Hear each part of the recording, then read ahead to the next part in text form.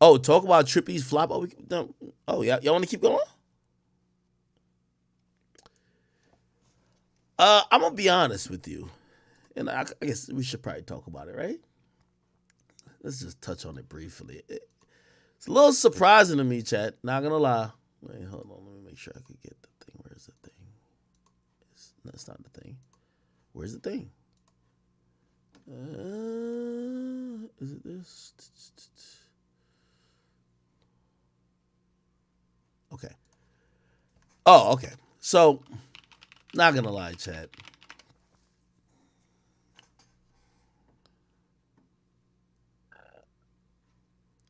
Trippie Red is on pace to sell 55,000 with his album.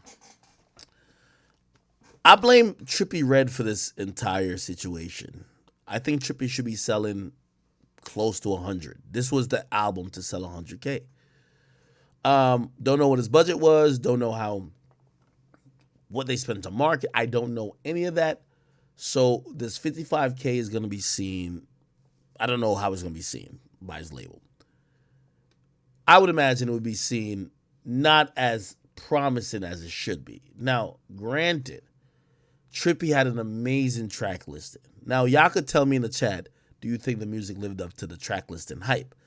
Because here's the thing when you market a project, and trust me, this came from his label. They marketed his project as Trippie getting the Avengers of music on one project. You know what that tells the audience? You know what it tells a fan? This is probably going to be like a DJ Khaled, but from an artist, best album ever. People are expecting all the verses to slap. People are expecting all the beats to be amazing. They're expecting everything, whatever. And here's the truth, right? There's a couple niggas who gave him some discount verses. So really, it looks good on paper, but then you heard it, like, bro, Lil Baby was probably fucking a chick while he was making the song. Niggas start moaning mid-song. Literally a nigga moan. Like, bro, like, come on now, right? So, you know what that just says? You know my niggas say 200 or 300 for an occasion? Gave him a discount verse. This is the 15,000 one. I think that probably didn't help the project. And also, I don't think Trippie's rollout was what it should be. I'm sorry to tell y'all. And y'all probably gonna say I'm biased because I have a podcast, but yo, y'all ain't Drake and 21 Savage. Y'all can't just drop a project and expect everybody to flock.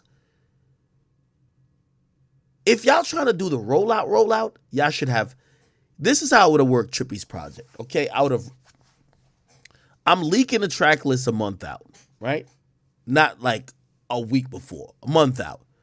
I'm dropping a single 2.5 months. Well, actually, I would have probably dropped 4 to 5 singles because he had mad singles on it, right? I'm dropping at least like 3 to 4 singles. Put money behind those. I'm setting the date in stone. Let everybody know this is what it is going to be. This is what's going to be. And here's the thing, too. Trippie isn't on the list of artists that, like, and I hate to compare him to some of his contemporaries, but he's not on the list of artists where you let the music do the talking. I'm sorry. No. See, if Uzi drops his project, he don't got to talk to nobody. All he got to do is pop up a couple times, like, do his little dances, all that shit. He's good. Trippie, I think, probably had to get in a mode. He like, for example, if I'm Trippie, whatever this thing is for the album, and by the way, artists do this, right? You start changing the way you dress, you get a new hairstyle, whatever the case is, something that's thematic, right? Like, you could tell by Cardi's style when he about to come with some shit. You feel me? Like, he just started doing. Remember when he was just posting the vampire shit? Come on now. You know what I mean? Like, I think Trippie should have been doing that type of stuff. But also, I do think he got to talk to people. Got to do little interviews. You get what I mean? I think he should have been popping up on little guest spots on certain big shows. You got to let people know, yo, I'm coming. And when I'm coming, it's a big deal. Now, I don't know if he controls all these things, but I think these are the things that would make him sell 100K. Now, granted, I do think people are kind of listening to the entire body of work and be like, well, could have been a little bit better. I'm still digesting that. I won't say that's my opinion yet. But, you know, these days it's not easy to sell 100K, bro. That's another thing we got to start talking about. 100K is a hard fucking task. A Boogie hasn't sold under 100K in like 6 years. What he sold? 52. Last prize he sold 120. So you got to put some work in. That's what it is. Now, Ice Spice. She's on pace to sell 14.5K first week. I think that's pretty good for her. I'm going to tell you why. Let's be honest. And I'm not giving her a pity or anything like that. Other than the Munch song, she's moving off social media hype and momentum and other things of the sort. And yeah, she's also signed to an indie label. She's signed to Create through like 10K, I believe. So she's not moving with the biggest budget in the world.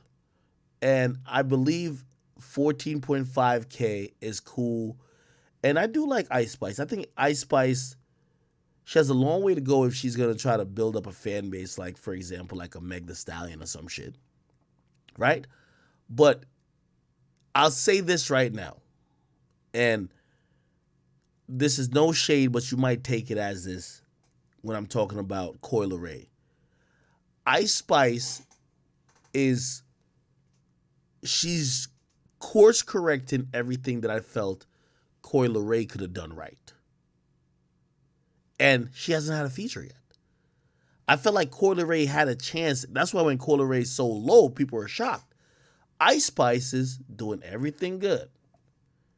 You get what I mean? That's just what it is. So, again, 14.5K, you might be like, oh, I see her everywhere. Trust me, for what her situation was, think about when Coi Leray dropped versus her drop. People thought Coi Leray was hotter. Coi Leray sold like 3K. She sold 14. You got to give her props. It is what it is. All right. I see my man Boom in the chat. Probably should get on Discord for a second and chop it up with these guys. Chat, that shit drained my life energy, man. Did you